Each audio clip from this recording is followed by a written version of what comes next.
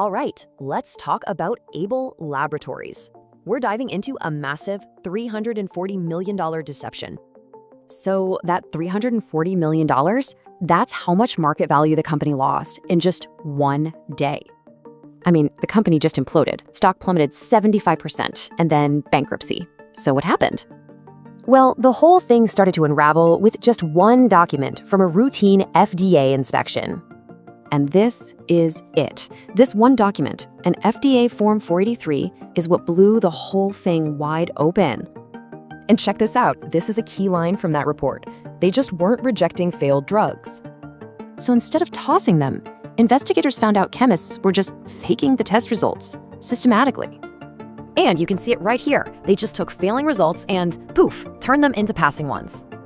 And let's be clear, these were not mistakes. This was falsification, plain and simple. Their system was actually pretty simple. If a drug failed, just ignore it and retest until it passed.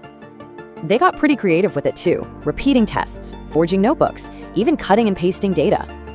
And once the FDA found out, the fallout was incredibly fast, just devastating for the company. Think about this. That's how many drug batches they had to pull back from the market. And it wasn't just the company. 4 senior managers actually pleaded guilty to criminal fraud. On top of everything, they also got hit with a class action lawsuit, costing them millions more. So what's the big takeaway here?